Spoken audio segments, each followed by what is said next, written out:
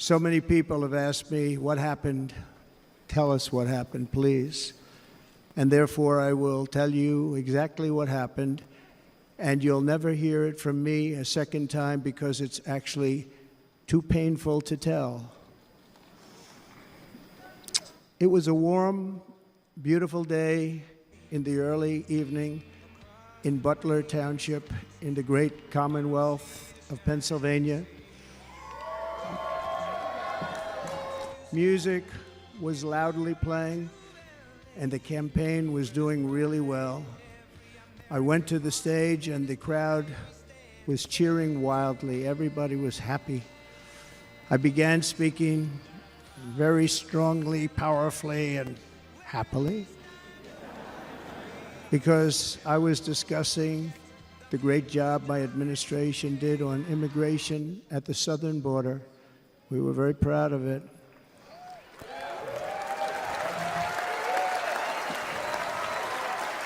Behind me and to the right was a large screen that was displaying a chart of border crossings under my leadership. The numbers were absolutely amazing. In order to see the chart, I started to, like this, turn to my right and was ready to begin a little bit further turn, which I'm very lucky I didn't do, when I heard a loud whizzing sound and felt something hit me really, really hard on my right ear.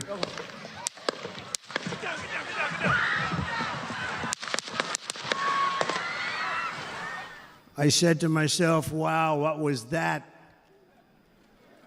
It can only be a bullet. And moved my right hand to my ear, brought it down. My hand was covered with blood, just absolutely blood all over the place. I immediately knew it was very serious, that we were under attack, and in one movement proceeded to drop to the ground. Bullets were continuing to fly as very brave Secret Service agents rushed to the stage, and they really did. They rushed to the stage.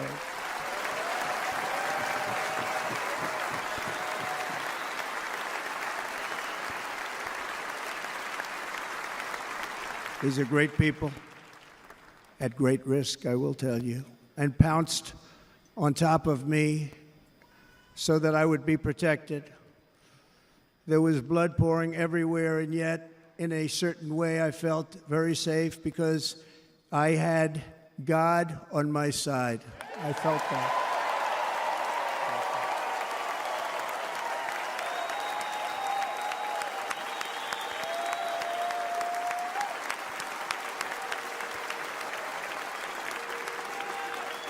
The amazing thing is that prior to the shot, if I had not moved my head at that very last instant, the assassin's bullet would have perfectly hit its mark, and I would not be here tonight. We would not be together. The most incredible aspect of what took place on that terrible evening in the fading sun was actually seen later. In almost all cases, as you probably know, and when even a single bullet is fired, just a single bullet, and we had many bullets that were being fired, crowds run for the exits or stampede, but not in this case. It's very unusual.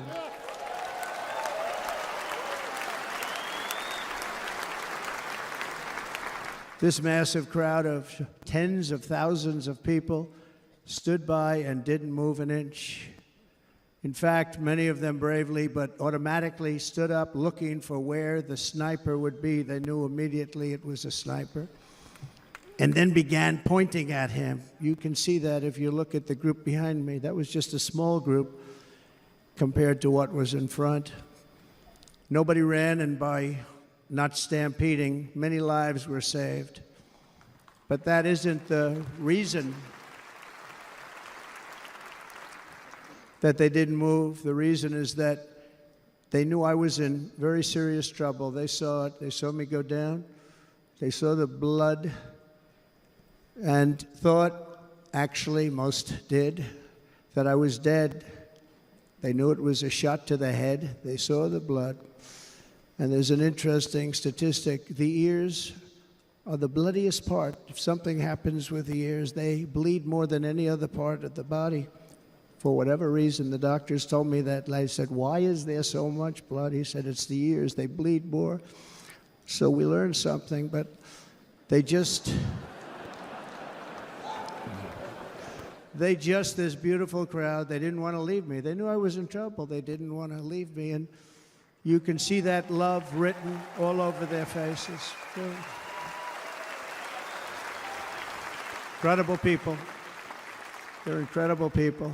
Bullets were flying over us, yet I felt serene. But now the Secret Service agents were putting themselves in peril. They were in very dangerous territory. Bullets were flying right over them, missing them by a very small amount of inches. And then it all stopped. Our Secret Service sniper, from a much greater distance and with only one bullet used, took the assassin's life, took him out.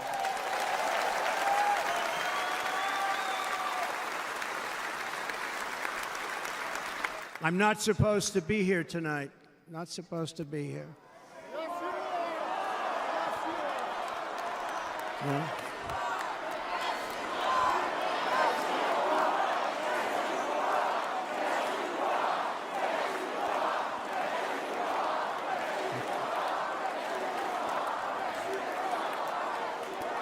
Thank you. But I'm not. And I'll tell you, I stand before you in this arena only by the grace of Almighty God.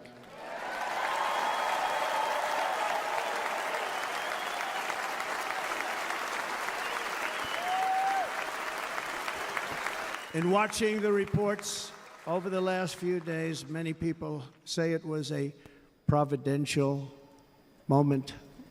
Probably was. When I rose, surrounded by Secret Service, the crowd was confused because they thought I was dead, and there was great, great sorrow. I could see that on their faces as I looked out. They didn't know I was looking out. They thought it was over. But I could see it, and I wanted to do something to let them know I was okay. I raised my right arm, looked at the thousands and thousands of people that were breathlessly waiting, and started shouting, "Fight, fight, fight."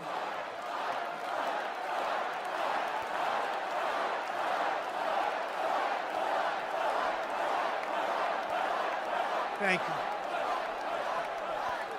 you. Once my clenched fist went up, and it was high into the air. You've all seen that. The crowd realized I was okay and roared with pride for our country like no crowd I have ever heard before. Never heard anything like it. For the rest of my life, I will be grateful for the love shown by that giant audience of patriots that stood bravely on that fateful evening in Pennsylvania. Tragically, the shooter claimed the life of one of our fellow Americans, Corey Comparator. Unbelievable person, everybody tells me.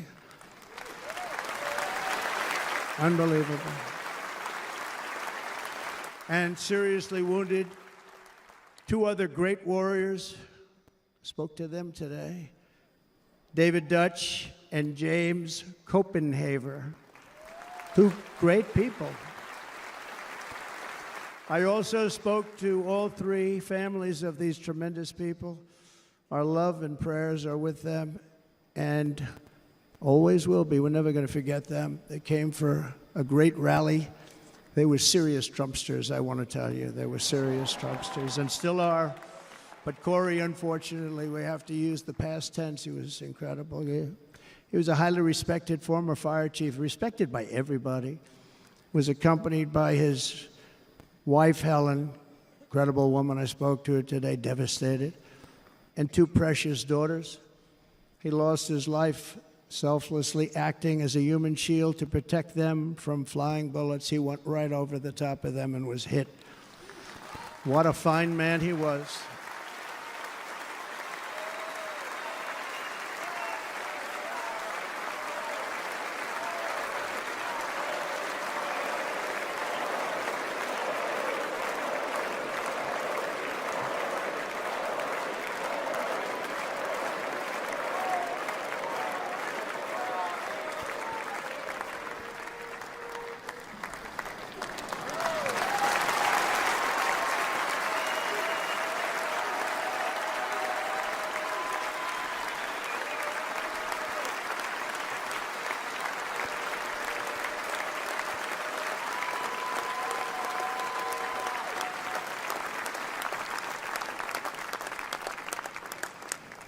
I want to thank the fire department and the family for sending his helmet, his outfit, and it was just something, and they're going to do something very special when they get it. But we did something which cannot match what happened, not even close.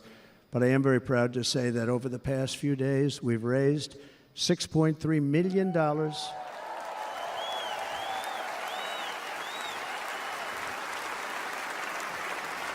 for the families of David, James, and Corey, including from a friend of mine just called up. He sent me a check right here. I just got it. $1 million from Dan Newland. Thank you, Dan. And again, when speaking to the family, I told them, I said, well, I'm going to be sending you a lot of money, but it can't compensate. They all said the same thing. You're right, sir. We appreciate so much what you're doing, but nothing can take the place in the case of Corey and the other two. By the way, they were very, very seriously injured, but now they're doing very well. They're going to be okay. They're going to be doing very well.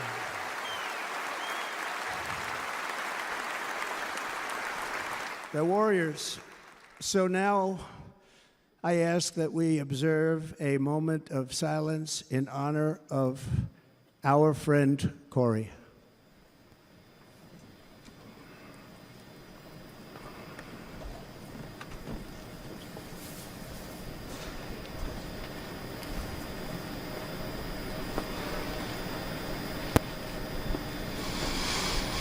There is no greater love than to lay down one's life for others.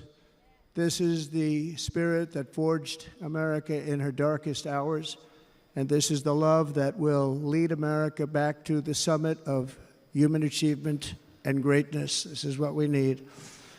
Despite such a heinous attack, we unite this evening more determined than ever. I am more determined than ever, and so are you. So is everybody in this room.